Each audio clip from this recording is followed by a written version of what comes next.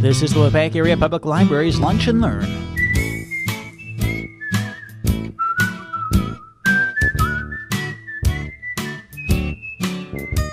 But today we're here to do some mindful living, to learn about that and do a little bit of meditation. I heard about chocolate. So enjoy your lunch, and I'm going to give Deb Skirms to you. Do you want the microphone? Thank you, Patsy. I trust that you're all here for the chocolate, right? It always gets people's attention when we do something with chocolate. Today we're going to talk about the importance of reducing stress, and I'm I gotta just slow down a bit. I'm a mental health clinician, and I was working at Theta Care Behavioral Health about 3 years ago, and I started to hear all this information about the importance of meditating and what it can do for us. And at the time, I was seeing lots of people who had a lot of depression, a lot of anxiety, and I thought, wow, this meditation stuff sounds really good. It sounds too good to be true. And so I checked it out, took a class, and went to some conferences and really found that there's a lot of research out there that supports meditation and how it reduces stress. So we're going to start out today with about a 10-minute YouTube video, and the author does go a little quickly, but I will recap it at the end. Okay?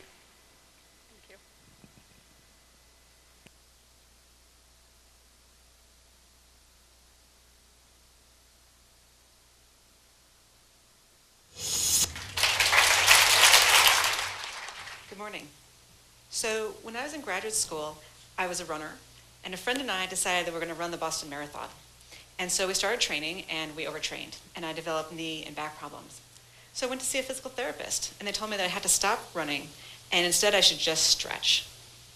As I was leaving the therapist's office, the physical therapist's office, I saw an ad for a vigorous yoga class that promised not only to promote flexibility, but also to promote strength and cardiorespiratory fitness.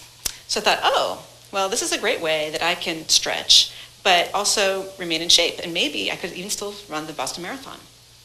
So I went to the yoga class, and I really enjoyed it, except for when the teacher would make all sorts of claims, all sorts of medical claims, but also all sorts of claims about, oh yes, it'll help you, increase your compassion and open your heart, and it's just like, my eyes would roll, and I think, yeah, I'm here for to stretch. But what's interesting was that after a couple of weeks, I started noticing some of these changes. I started noticing that I was calmer, and that I was better able to handle difficult situations, and that indeed I was feeling more compassionate and open-hearted towards other people, and I was better able to see things from other people's point of view. And I was like, how could this be? How could this be? And I thought, well, maybe it's just a placebo response, right? She told me I was going to feel this, so maybe that's why I was feeling it. So I decided to do a literature search to see if there's any research on this.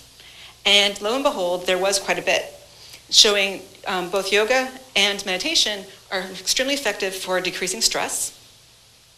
They're also very good for reducing symptoms associated with numerous diseases, including depression, anxiety, pain, and insomnia.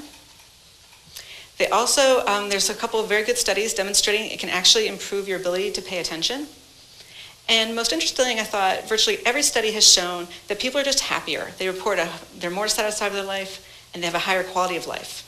And so this was interesting to me. And so I decided to switch and start doing this sort of research. And so as a neuroscientist, how could this be happening? How can something as silly as a yoga posture or sitting and watching your breath, how could that lead to all these sorts of different types of changes? So what we know is that whenever you engage in a behavior over and over again, that this can lead to changes in your brain. And this is what's referred to as neuroplasticity. And what this just means is that your brain is plastic, and that the neurons can change how they talk to each other with experience. And so there's a couple of studies demonstrating that you can actually detect this using machines like the MRI machine. The first study was with juggling. They took people who had never ever juggled before, and they scanned them, and then they taught them how to juggle, and they said, keep practicing for 3 months. Then they brought them back after 3 months, and they scanned them a second time. And they found that they could actually detect with the MRI machine changes in the amount of gray matter in the brain of these people in areas that are important for detecting visual motion. So I thought, okay, 3 months, can we detect, can meditation change brain structure too? That's something as, as simple as, juggling. What about meditation? So the first study we did, we recruited a bunch of people from the Boston area, and these were not monks or meditation teachers. These were just average Joes who on average practice meditation about 30 or 40 minutes a day. And we put them in the scanner, and we compared them to a group of people who are demographically matched, but who don't meditate. And what we found is this, that there were indeed several regions of the brain that had more gray matter in the meditators compared to the controls. One of the regions I'm going to point out to you is here in the front of the brain. It's an area that's important for working memory and executive decision making. And what was interesting about it was when we actually plotted the data versus their ages. So here in the red squares, that's the controls. And this is something you see actually, it's been well documented that as we get older, not just there, but across most of our cortex, it actually shrinks as we get older. And this is part of the reason why as we get older, it's harder to figure things out and to remember things. And what was interesting was that in this one region, the 50-year-old meditators had the same amount of cortex as the 25-year-olds, suggesting that meditation practice may actually slow down or prevent the natural age-related decline in cortical structure. So now the critics, and there were many critics, said, well, meditators, they're weird. Maybe they're just like that before they started practicing, right? Or a lot of them, they're vegetarians, so maybe it has something to do with their diet or something else with their lifestyle, It couldn't possibly do with meditation, it had something else, right? And to be fair, that could be true. This first study could not address that. So we did a second study. In this study, what we did is we took people who had never meditated before, and we put them in the scanner, and then we put them through an 8-week meditation-based stress reduction program, where they were told to meditate every day for 30 to 40 minutes. And then we scanned them again at the end of the 8 weeks, and this is what we found. So what you can see is that several areas became larger. In this slide, we can see the hippocampus. And in the graph, the controls are in blue and the meditation subjects are in red. And what we see is that the hippocampus, and this is an area that's important for learning and memory. It's also important for emotion regulation. And what's interesting is there's less gray matter in this region in people who have depression and PTSD. Another region we identified was the temporal parietal junction, which is here above your ear. And it's important for perspective taking and empathy and compassion. And again, these are both functions which people report changing when they start practicing meditation and yoga. Another region we identified was the amygdala. And the amygdala is the fight or flight part of your brain. And here we actually found a decrease in gray matter. And what was interesting was that the change in gray matter was correlated with the change in stress. So the more stress reduction people reported, the smaller the amygdala became. And this was really interesting because it's sort of the opposite and parallel of what some animal studies have shown. So Chatterjee and colleagues using rodents, they took rodents who were just happy, normal rodents, and they had them in their cage, and they measured their amygdala, and then they put them through a 10-day stress regimen. And at the end of the 10 days, they measured their amygdala, and this exact same analogous part of their rat brain grew. So we found a decrease with stress, they found an increase with stress. What was interesting is that then they left the animals alone, and 3 weeks later they went back and tested them again. And 3 weeks later, that same part of the amygdala was still large, and the animals, even though they were in their original cages where they were happy, were still acting stressed out. So they, were cowering in the corner, and they just weren't exploring the space the way they had before. And so this is the exact opposite of what we saw with the humans, because with the humans, nothing has changed with their environment. They still had their stressful jobs, all the difficult people in their lives are still being difficult, and the economy still sucked, but yet, their amygdala got smaller and they were reporting less stress. And so together these really showed that the change in the amygdala, it's not responding to the change in the environment, but rather it's representing the change in the people's reaction and relationship to their environment. And then the other thing that the study shows us is that it wasn't just that people were saying, oh, I feel better, or that it was a placebo response, or that they were trying to please us, that there was an actual neurobiological reason why they were saying they felt less stressed. And so the idea that I'd like to share with all of you today is that meditation can literally change your brain. Thank you.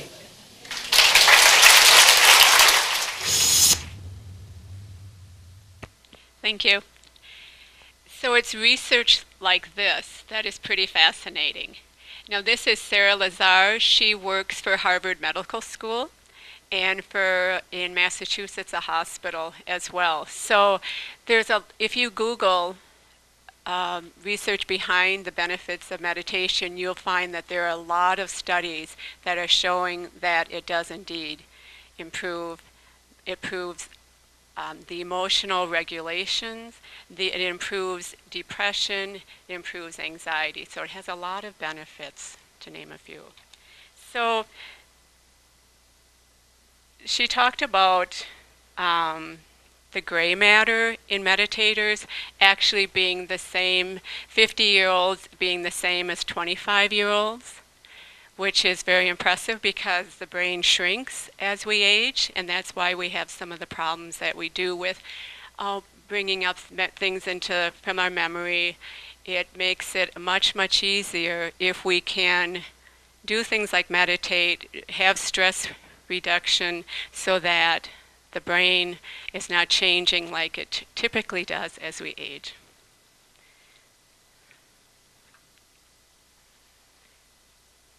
So I thought I'd talk a little bit about stress. First of all, stress is normal. It's part of life. It's just when it becomes chronic that it gets us in trouble.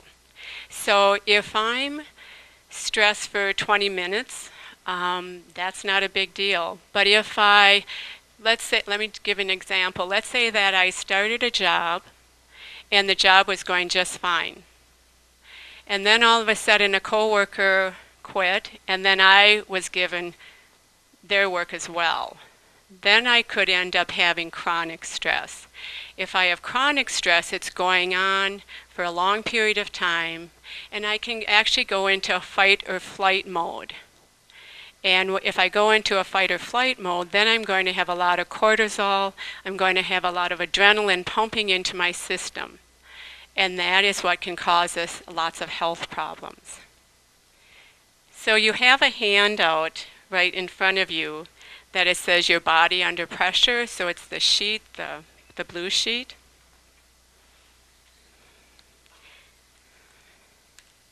So this is somebody, they're talking about times when people are really stressed out. So the things that happen to the body, you can see that it affects many parts of the body, but there's a few that I really want to point to. And that is one, the liver, because we do have so many problems with type 2 diabetes in our culture. If you go down on the left-hand side, the fourth one down, it talks about there's a surge in glucose. And if this continues, then you can have type 2 diabetes. On the other side of the person, if you look at the heart, it talks about what happens, the heart rate and blood pressure rise. If it continues, there's a higher risk of heart attack and stroke. So these are just, I'm not going to go through the whole page because of time, but we really can physically be affected by stress. If you're like me, for years I would think, oh, I really had a stressful day, I just was really agitated, or whatever I was feeling that day. But I would think like it was just something that was emotionally happening to me. I didn't really think about the fact that physically it was affecting my body. Every organ in my body was affected by the amount of adrenaline and cortisol that was getting pumped into my body. Any questions about that? Any comments about that? Often we can feel stress where we can hold it in different parts of our body. So on the next page, there's a sheet. And what I'd like to do is have you draw on your sheet where you feel stress. So everybody should have a pen.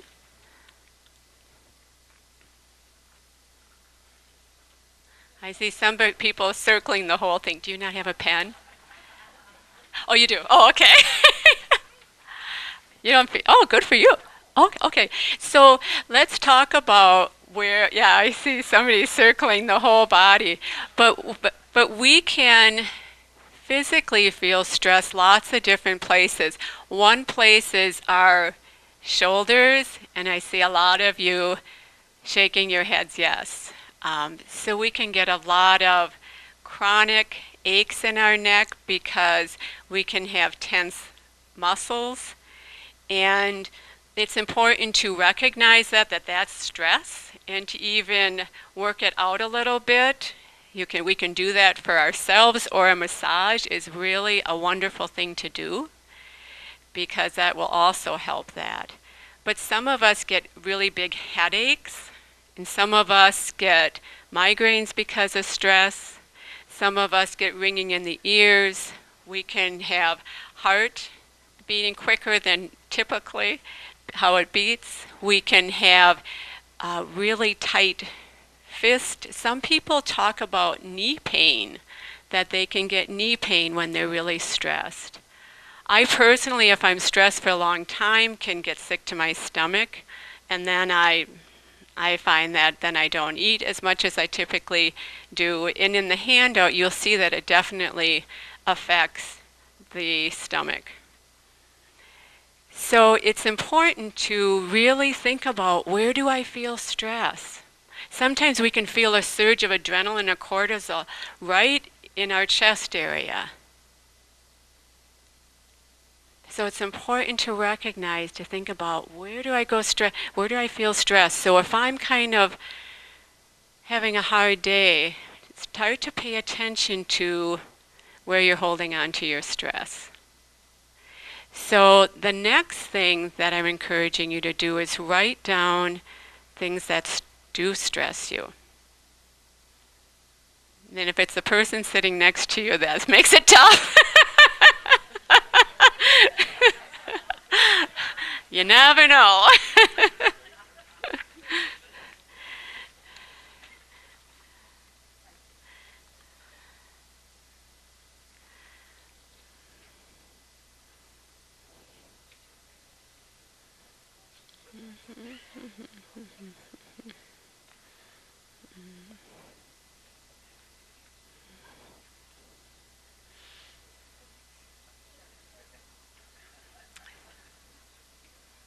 So what stressors do you have in your life? Is it family members, friends?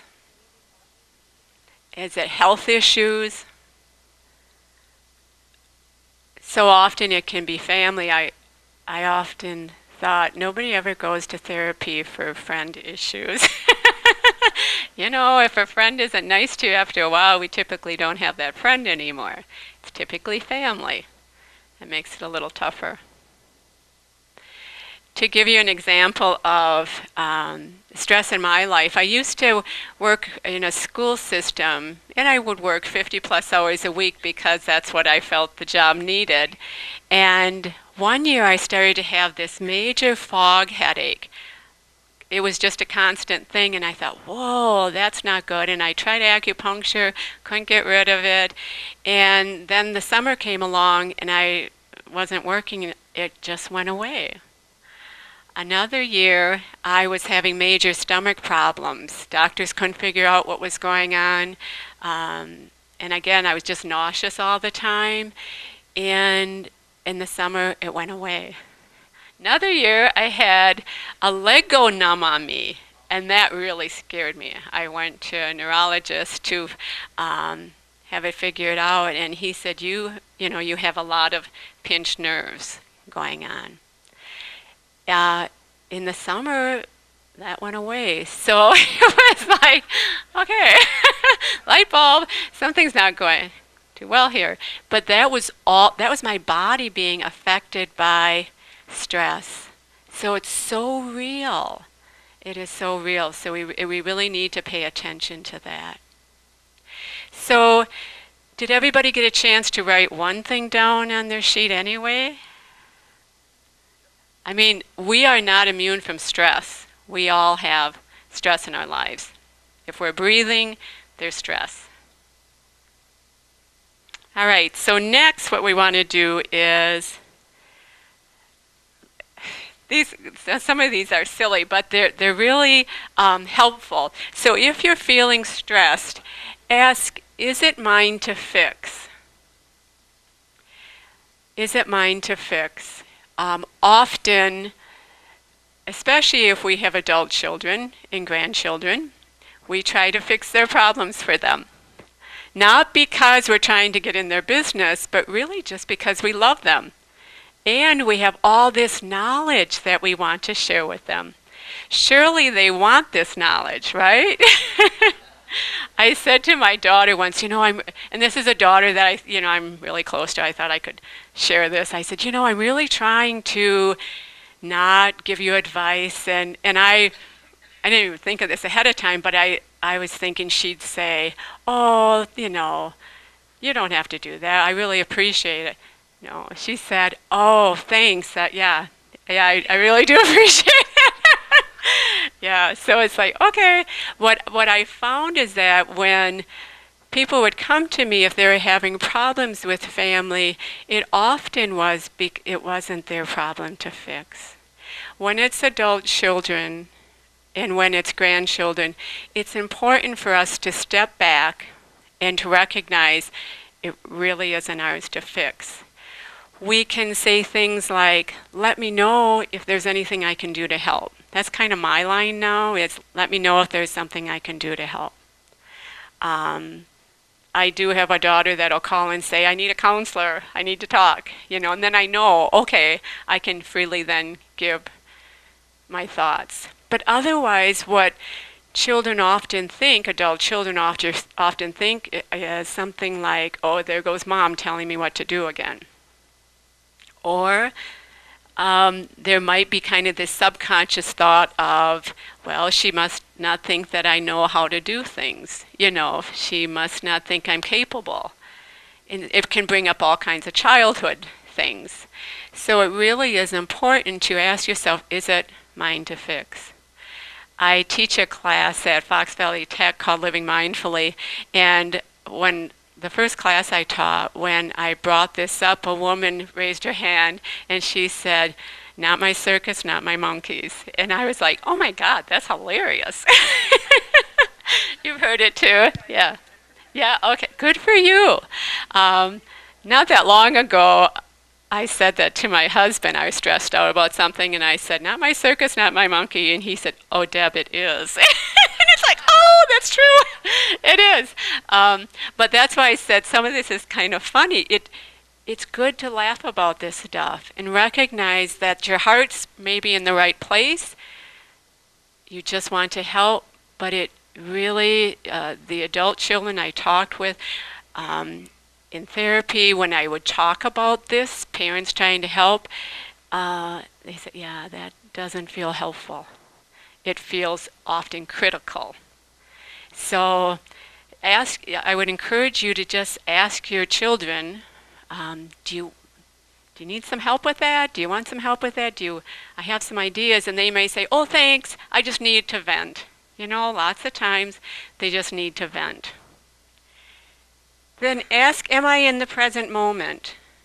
Or am I way in the future? Or am I way in the past? So when I'm finding myself worried about something, I need to say, am I in the present moment? Am I thinking about what's going on right now? The brain, we know, can only focus on one thing at a time. So multitasking, really, we're going from one thing to another. We're really not doing two things at once. The brain pauses and goes from one thing to the next. So we need to ask ourselves, am I in the present moment? Or am I worried about the future?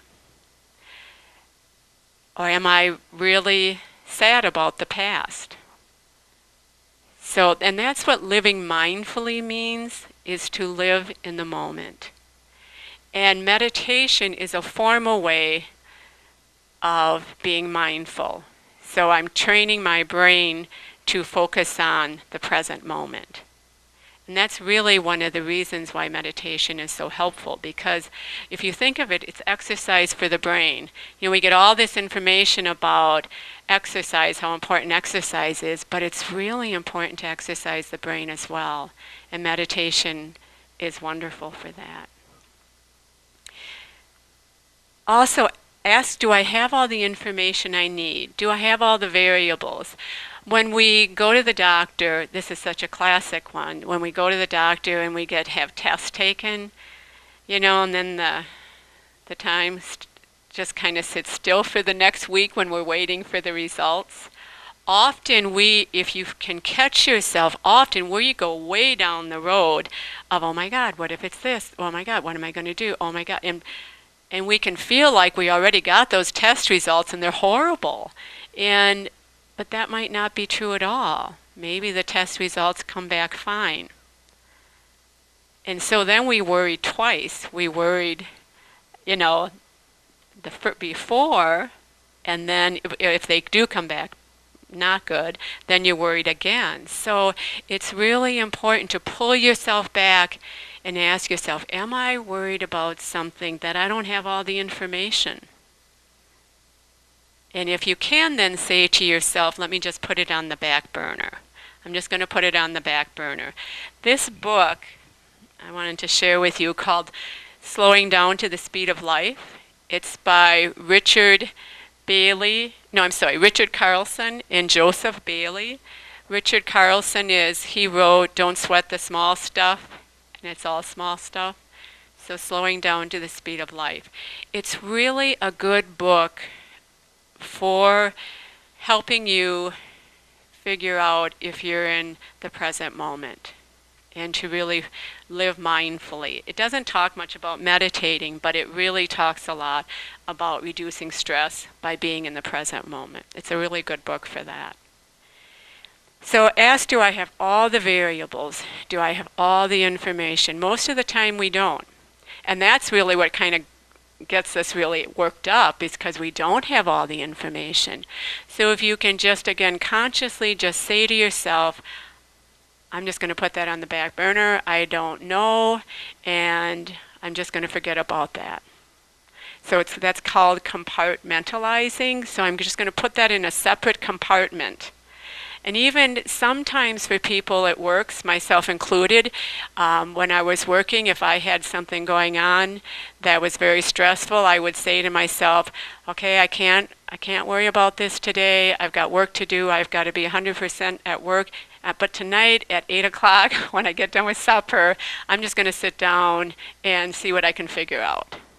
I'm compartmentalizing. I'm putting it on the back burner until I have time to figure it out. And maybe then I'll have all the variables. That makes me think of if you're having problems with somebody that you're really worked up about, it helps to compartmentalize by, let's say you're going to work and you find that you're really worried about a person and you're kind of in conflict with that person. It helps to say to yourself, I'm just going to write a letter to that person tonight.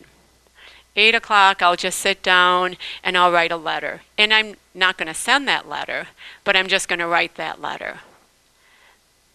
If I write a letter to someone and I get all of my emotions out, I say whatever comes to mind, then there's like this, it's like I purged.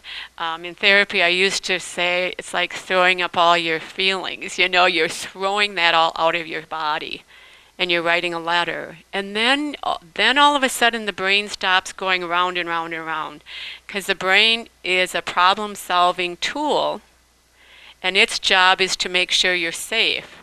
So if there's anything that's really bothering you, it's going to work on that over and over and over again, because it's trying to help you. That's its job.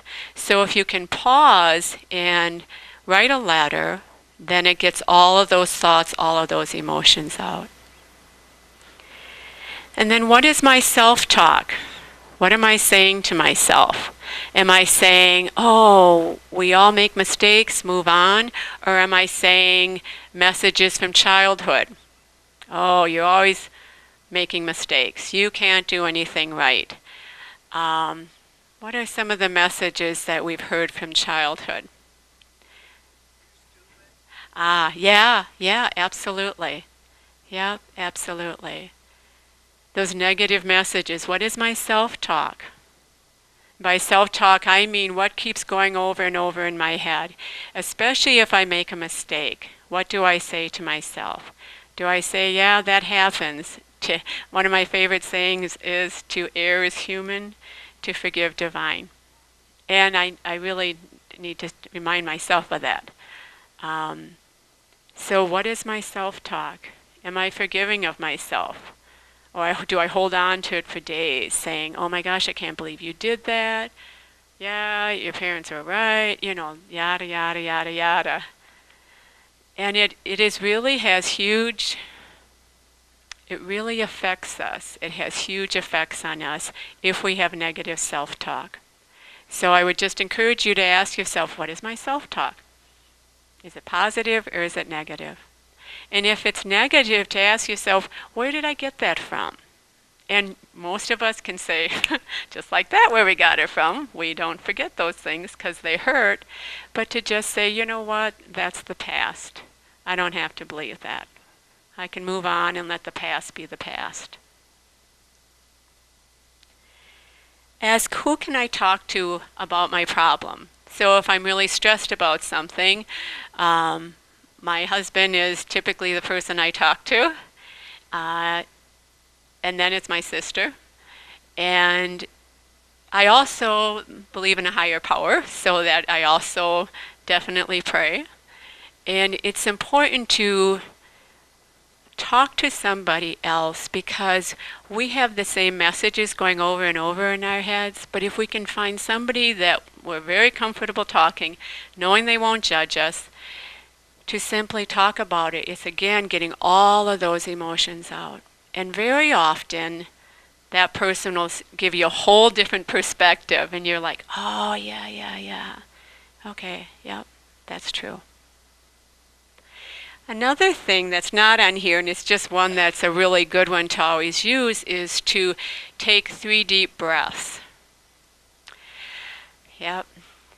Before coming today, I took 3 deep breaths. I got a lot of stuff going on for some reason or other right now in my life, and it's like, okay, I'm just going to slow down and relax. 3 deep breaths.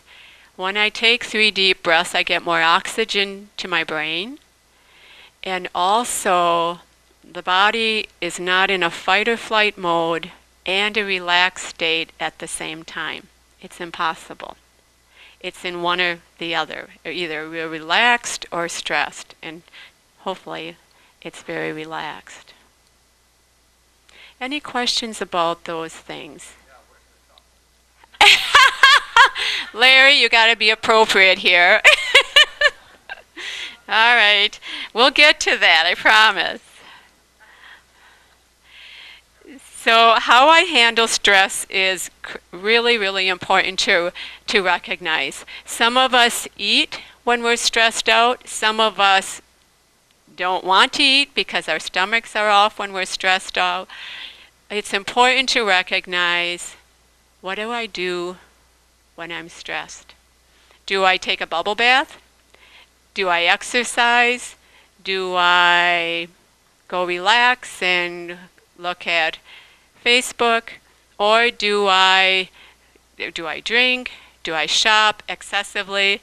There are neural pathways in the brain, so that whatever I do over and over again, there becomes a pathway. And it's so easy for me to keep doing that same behavior because there is a neural pathway. Sarah Lazar talked about that a little bit, that the neural pathways, the neurons that fire together, wire together, is the saying. So if I can change my habits, let's say that I tend to overeat. Years ago, that was my habit. So then it was always the yo-yo, always dieting, always trying to lose weight. And then my body changed, and now I don't want to eat it because my stomach's upset. So it's important to recognize, what do I do for stress? Addictions often start because of stress. Drinking in particular kind of helps us feel numbed out. And so it's important to even go sit down and just take 3 deep breaths. Start to get that habit instead of something that's harmful to us. So now I'd like to talk a little bit about meditation. Larry, you'll be happy to hear the chocolate meditation is coming up. I'm going to talk certainly a secular approach today. In our culture today, it is used extensively for medical reasons. In places like Google, use our meditation. I'm seeing people flip the pages. Actually, these are just my notes that I flipped, so I'm sorry that you won't have that, what I'm talking about right here. But meditation is about 2,500 years old. Buddhists use it, Christians used it, continue to use it. The rosary is a perfect form of meditation, doing something over and over again. I had a gentleman at a talk last week come and say to me, I run, and when I run, I count. He said, I must be meditating. And I said, yes, you are. Whatever we focus on and say over and over and over again, that's meditating.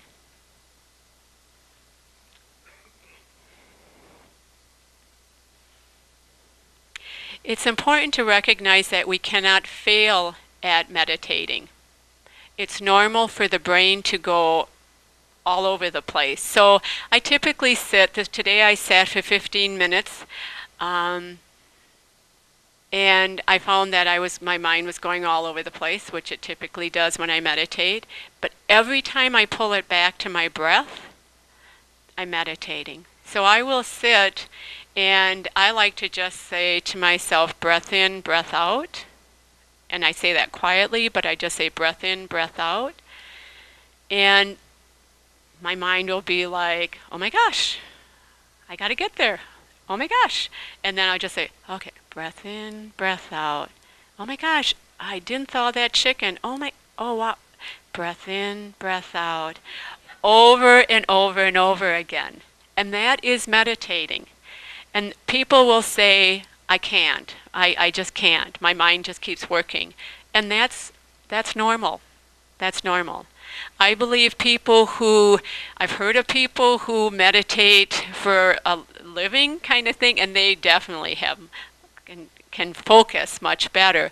But the average person really cannot. Our brains just work like that. So if it feels like I failed at that, I can't do that, that's really not true. Every time you pull your breath back, you're meditating. Every time. So sometimes after sitting typically my husband and I meditate for 25 minutes.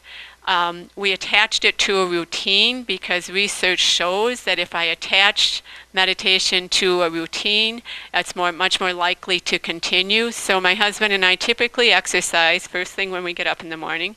Then we have breakfast, take our vitamins, and then meditate. And we have a window seat in our house, and it's just a real quiet place. Open the window often, hear the birds, we got a little water feature out on the back deck, listen to that. And we simply sit and breath in, breath out, breath in, breath out. I attached it to that routine of exercise, breakfast, vitamins, so that I would be sure to do it. So now, 5 days out of the week, for sure, we try to do that. Sundays often, as I told, a different routine, but 5 to 6 days out of the week we try to do that. So if you attach it to a routine, we always typically have breakfast, or if we don't, we have some meal of the day. And so if you can just attach it to that routine, it really makes a difference.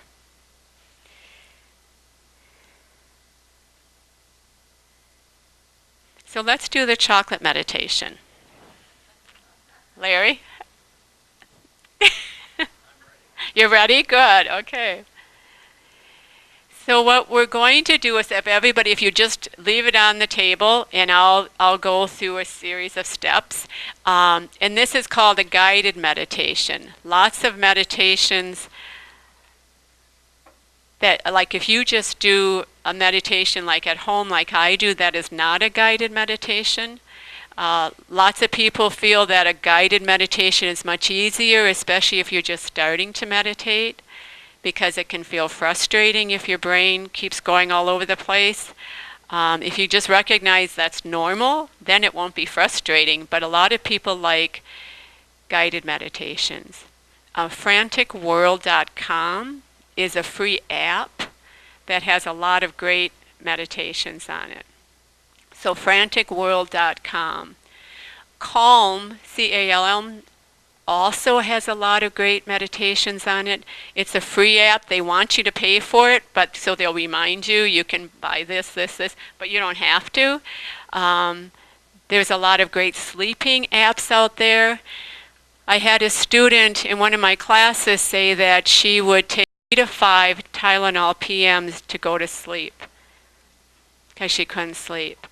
And the class I teach at the Tech is a 5-week class, and she said by the end of the 9 weeks, she no longer was using any Tylenol PM. Instead, she was using a sleep app every night, which is awesome. There's no cost to meditation, there's no side effects. So I would encourage you to look on Google again, and just for free meditation apps. There's lots of them. So we're going to do the chocolate meditation right now. And so I'm going to just kind of walk you through a few steps. And if you want to just close your eyes. Patsy, do you mind turning the lights off? Oh, we can have it off all the way. But just partially, that would be awesome. So if you want to just close your eyes. And you don't have to worry about people looking at you because everybody's eyes are closed. And first of all, if you'll just take 3 deep breaths. Just give yourself permission to simply relax. You don't have to be anyplace else but right here. And one more deep breath. Now I would encourage you to pick up your piece of chocolate, and you'll see that it's a Dove dark chocolate. And if you don't like chocolate, don't feel like you have to do this, just if you want to just sit there with your eyes closed. But if you'll take that piece of chocolate and put it in your mouth, just let it sit in your mouth and put it on your tongue, and feel your tongue going back and forth over that piece of chocolate. You'll notice that after a little bit, it starts to run down your throat, and it has just a really nice flavor. Notice how you can kind of smell it as well. And just slowly roll the tongue over it.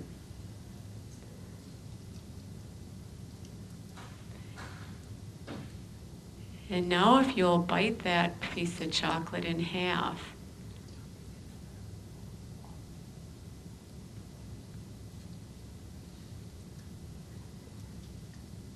feel the rough edges of the chocolate.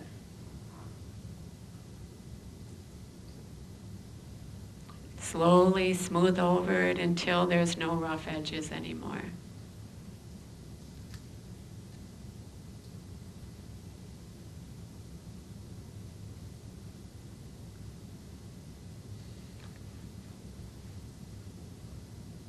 Feel it going down your throat and enjoy the smell, the taste of it.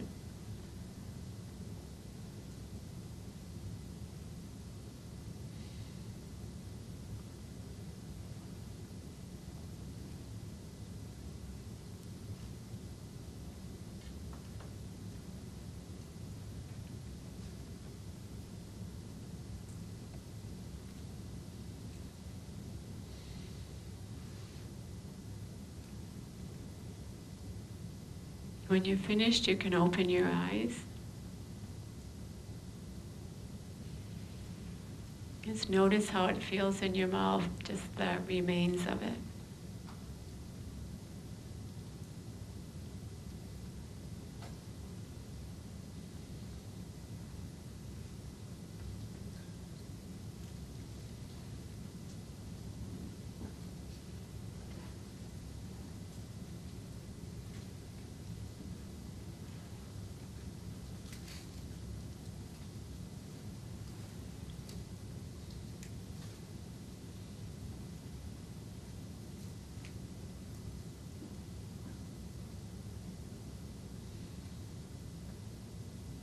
So what was that like? What was different than when you typically pop a piece of chocolate in your mouth? Lots of times I'll be like, oh my gosh, I forgot to taste it. Karen? I did taste it, and it felt good. Yeah, so often we really don't taste our food. Did you ever get done eating something and be like, oh my God, I didn't even taste that. Our taste buds for the first 3 bites are the most aware of our flavors. So the first 3 bites are what we really can taste. And then afterwards, the taste buds kind of just don't taste nice. I'm sure there's more technical terms for this, but if you pay attention to that, you may find that if you slowly eat dessert especially, that half a piece is all you need. Yes? Yes, it is a wonderful chocolate. I mean, a relatively inexpensive chocolate. But if we just slow down, we'll eat a whole lot less because we don't need to eat as more. I tell my husband to just savor it because he just like swallows it down whole. Right? Are you talking about? You've got to savor it. Yes. Yes, in some families where there are lots of children in the home growing up, it was like you get it, you grab, and some of you are shaking your heads. Yes, it's like you grab food as fast as you can and you eat as fast as you can so you get some food. Yes. I thought with the eyes closed, it really gets you in the moment. It does. It does. But you paused. You paused. You took a break.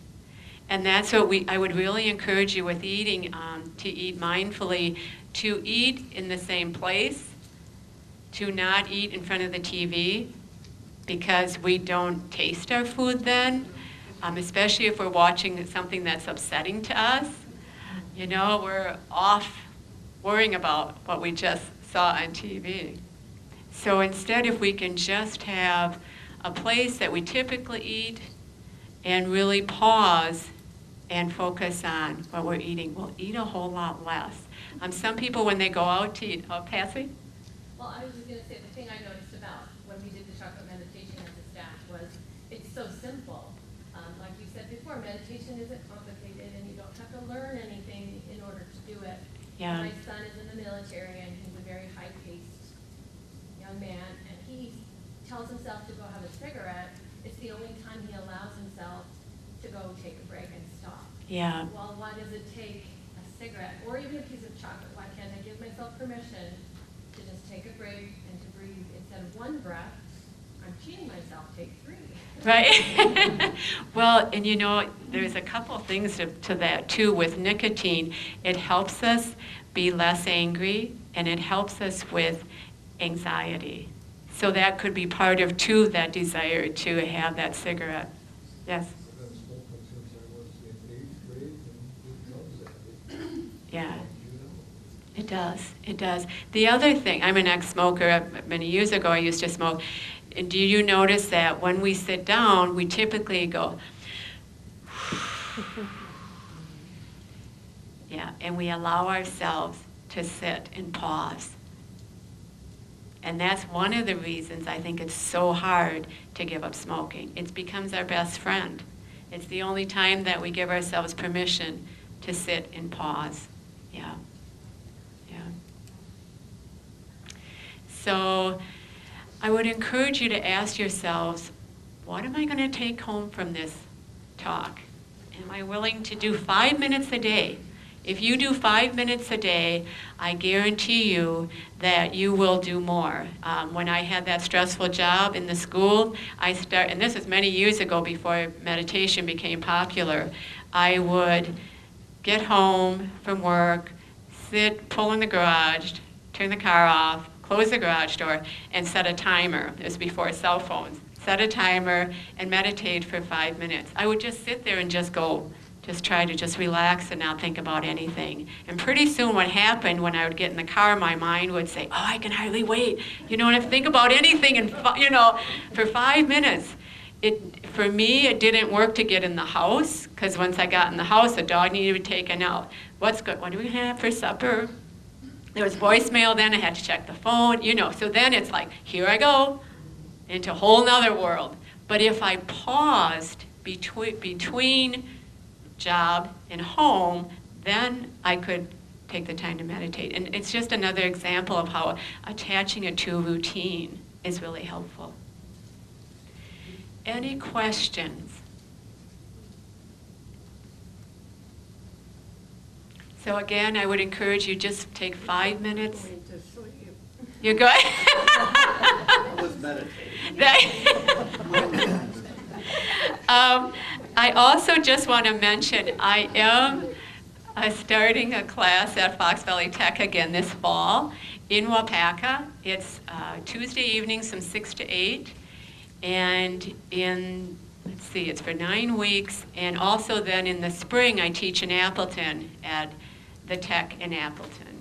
So another evening class. So if you want any information about it, there are handouts over on the table and also my business card. If you ever have something like, I just have this question, I don't know who to ask, and it's about stress, feel free to give me a call. And if I can't help you, I certainly can refer you to somebody who can. So thank you so much for having me.